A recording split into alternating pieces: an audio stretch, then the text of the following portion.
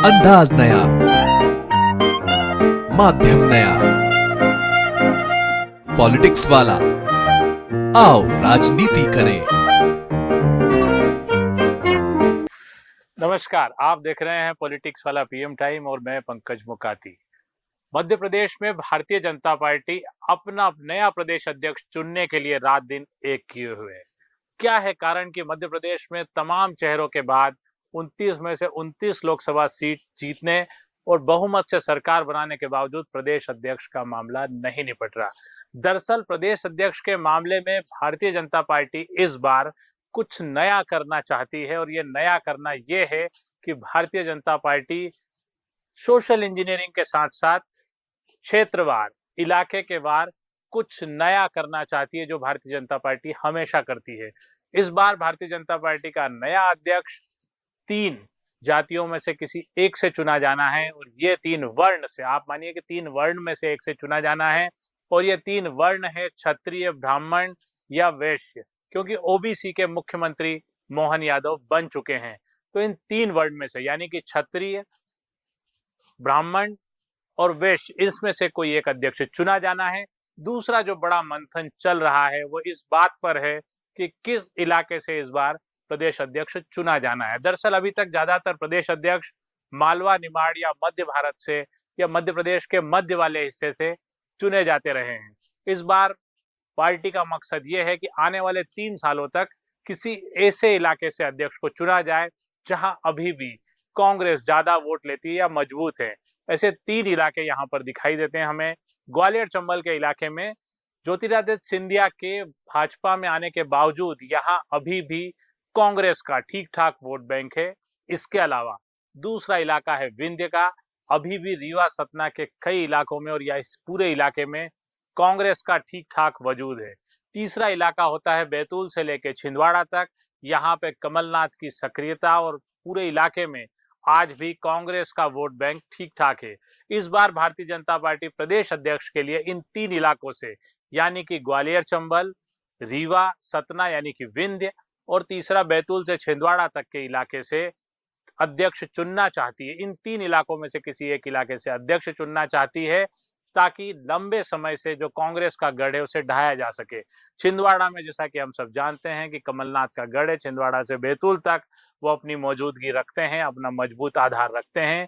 दूसरा, ग्वालियर चंबल इलाके में अभी भी दिग्विजय सिंह और उनके पुत्र एक बड़ा वो रखते हैं, क्षेत्र रखते हैं और कांग्रेस का एक मजबूत गढ़ यहाँ पर है। तीसरा इलाका है सतना रीवा का। अब इन 3 इलाकों से 3 नाम उभर कर सामने आते हैं। ग्वालियर चंबल से अरविंद भदौरिया, विंध्य से राजेंद्र शुक्ल जो अभी डिप्टी सीएम है और इसके अलावा बैतूल छिंदवाड़ा से हेमंत खंडेलवाल का नाम आता है। यानी कुल मिलाकर भारतीय जनता पार्टी के नए प्रदेश अध्यक्ष के लिए इन 3 नामों पर आकर मामला ठहर गया है।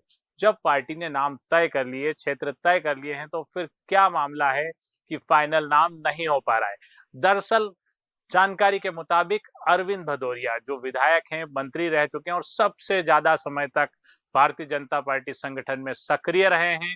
वे छात्र राजनीति से ही संगठन में सक्रिय रहे हैं। उमा भारती की सरकार के दौरान यानी 2003 में वे एक महत्वपूर्ण जिम्मेदारी निभा रहे थे, सत्ता और संगठन की समन्वय की।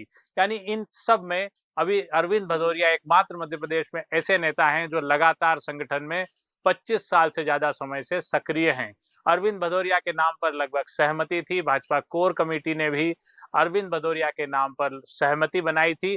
अचानक से सुरेश सोनी जो संघ से जुड़े हुए हैं, उनकी सक्रियता से अरविंद भदौरिया नंबर 2 पर खिसक गए, यानी उनके नाम पर के साथ एक और नाम जुड़ गया दौड़ में। ये नया नाम आया हेमंत खंडेलवाल का। बैतूल से चुनाव जीतने वाले हेमंत खंडेलवाल का नाम अचानक नहीं जुड़ा। एक तो उनके नाम के साथ ये जुड़ा कि वैश्य समुदाय के किसी व्यक्ति को प्रतिनिधित्व मिलना चाहिए। लंबा समय हो गया मध्य प्रदेश में किसी वैश्य समुदाय के व्यक्ति को प्रतिनिधित्व नहीं मिला है। दूसरा मामला ये रखा गया कि बैतूल से छिंदवाड़ा वाले बेल्ट से किसी मजबूत व्यक्ति को भाजपा का प्रदेश अध्यक्ष बनाया जाना चाहिए। सुरेश सोनी यहाँ पर सक्रिय होते हैं और उनके सक्रियता के साथ हेमंत खंडेलवाल का नाम आता है। तीसरा बड़ा नाम आता है विंध्य से राजेंद्र शुक्ला का। जब पहले नंबर पर अरविंद भदौरिया का नाम लगभग तय हो जाता है तो फिर दूसरे नंबर पर सुरेश सोनी की एंट्री होती है और वे नाम लेकर आते हैं हेमंत खंडेलवाल का। ऐसे में इन दोनों नामों के बीच कश्मकश के बीच तीसरा नाम आता है राजेंद्र शुक्ल का। अब हम समझ लेते हैं कि तीन नामों की गुत्थी कहां पर उलझी हुई है।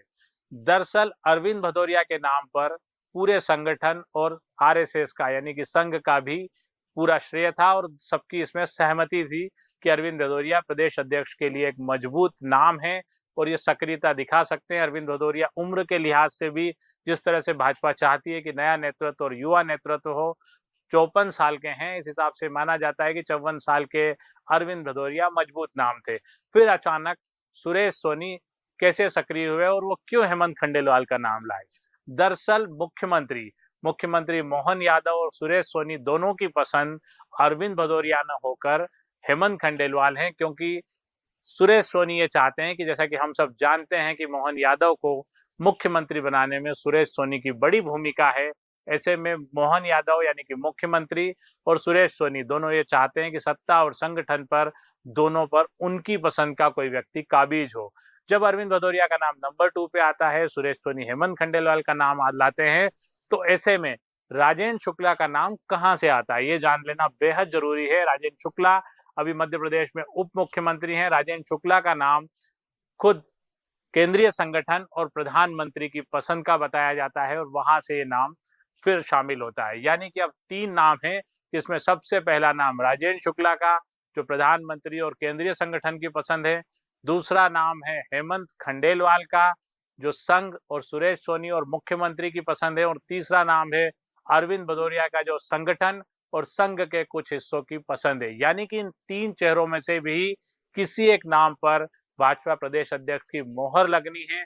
अब तक के संकेतों के मुताबिक हेमंत खंडेलवाल का पलड़ा मजबूत है, लेकिन समझौता प्रत्याशी के तौर पर राजेंद्र शुक्ला को भी ये मौका मिल सकता है। अरविंद भदौरिया का नाम इस बात से पीछे जा रहा है कि छत्तीसगढ़ में ऑलरेडी एक क्षत्रिय समाज के व्यक्ति को पार्टी प्रदेश अध्यक्ष बना चुकी है। हालांकि मोदी राज में ये कोई इस तरह का फार्मूला लागू नहीं होता, लेकिन राजेंद्र शुक्ला के नाम पर इसलिए भी पीएमओ से और संगठन से सहमति बन सकती है क्योंकि राजेंद्र शुक्ला को पिछले कार्यकाल में यानी कि शिवराज सिंह चौहान की सरकार में मंत्री नहीं बनाया गया था। इसके बाद भी राजेंद्र शुक्ला पूरे 5 साल खामोशी से संगठन ने जो जिम्मेदारी दी उसको निभाते रहे। उन्होंने कभी कोई बगावत या किसी तरह की भाषा का इस्तेमाल नहीं किया संगठन के खिलाफ।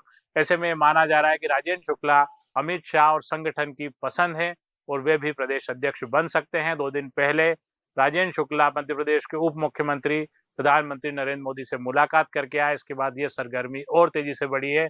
फिलहाल 2 नाम सबसे मजबूत दिखाई दे रहे हैं, राजेंद्र शुक्ला और हेमंत खंडेलवाल।